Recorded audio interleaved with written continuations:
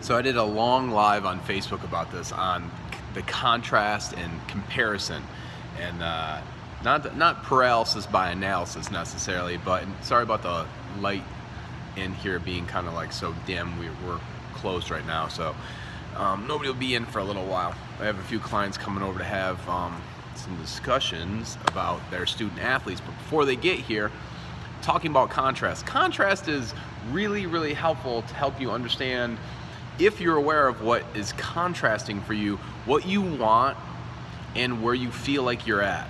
And when you recognize where other people are making progress, and then you see that, and then you have that comparative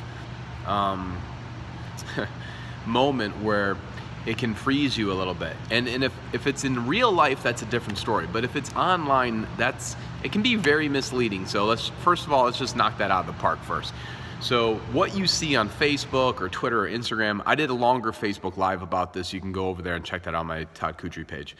But so if you see something on Instagram, what you think that you see is usually the victory dance. It isn't like the choreography of the victory dance. It isn't what they had to learn skill-wise in order to do the dance, so to speak. So you see them literally like walking on the moon instead of like the years that it took going into it to be prepared to do that. Or that's if it is a real victory dance, because a lot of times it's just for show.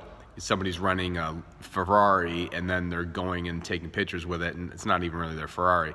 So if it's a real post, that's one thing, but a lot of them aren't real. So at the same time, you're not comparing apples to apples, you're comparing something that's real to something that's fake, or something that's airbrushed or whatever. So just keep in mind, like, what you see online isn't always what's true.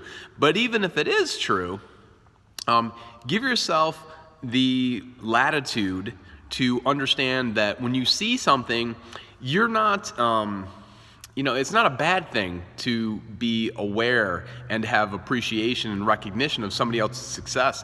That's literally just, you're clapping for them. It's a little bit of a slap in the face to you to get you kind of wake you up in order to keep you on course towards doing what you want to do. Now, here's the other thing is, and I mentioned this before, is if you see something and somebody's doing something really well that you want to do well, if you know them, this day and age, really just ask them, hey, what did you do? What did you start doing differently? What did you start thinking differently? Who did you start communicating with? What were the resources that were useful for you to get to this level? Because most people are willing to share with you like the story of their victory, because they're excited about that, they're proud about that, and they're willing to help other people. Because it's not really a competitive situation, it's more of a teammate situation. But so many of us think that we're always in competition with others, and the bottom line is you're not in competition with anybody. Most of the time it's just being in competition with yourself, and even then you're supposed to be your own best teammate, not necessarily your worst enemy.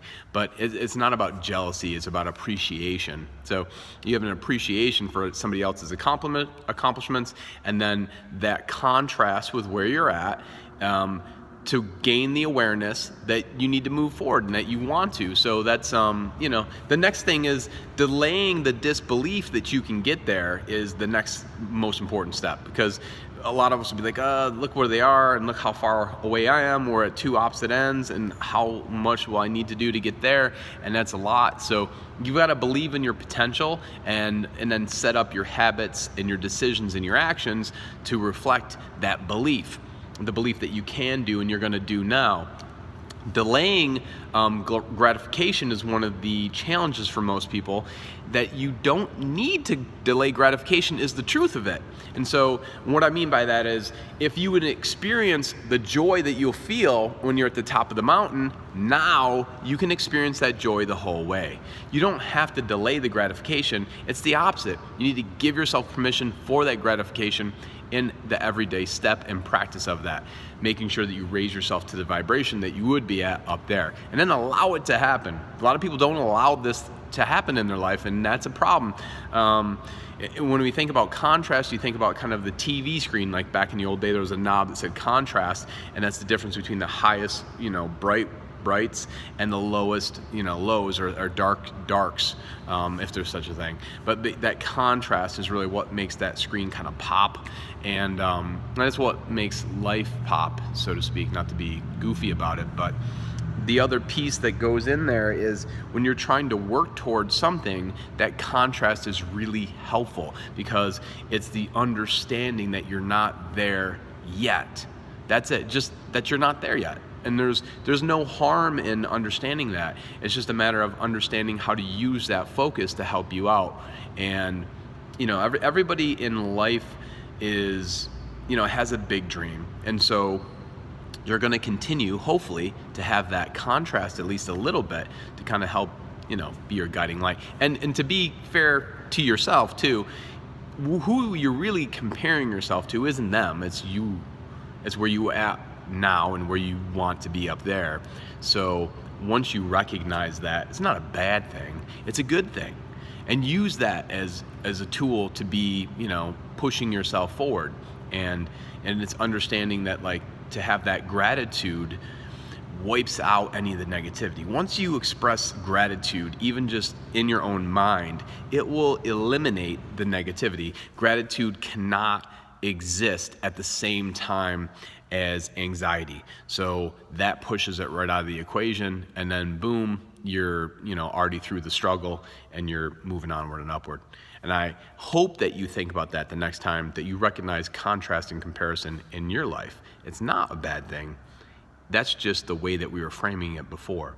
And another little piece before I go is this, is then it was in the movie Fever Pitch. They're in a restaurant, and they looked over, and the Red Sox had just lost, and there was a bunch of Red Sox players there, and they're having a great time sitting at a table eating with loved ones. And the fans were sitting there like, look at these guys. They don't care about the game. They're over there just having fun. They should be suffering. They should be, they're like, we're suffering. Why are we suffering? And they're enjoying it. And they're the players. They should be suffering.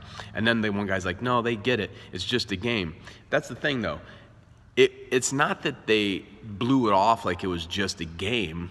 It was something important to them. It is something important to them. But in order to perform at the highest level, for most people, you need to be in a positive space. You need to be expressing and experiencing joy and laughter and all these other things. For some people, they don't recognize that. And so they put themselves through struggle. For some people, that is their joy, the struggle, the grind. So whatever works for you, if it's the joy, if it's the grind, if it's being stoic and struggling, or if it's abundance and the world of plenty, whatever works for you, do that and stay focused on that, and make sure that you just acknowledge that that's what makes you tick.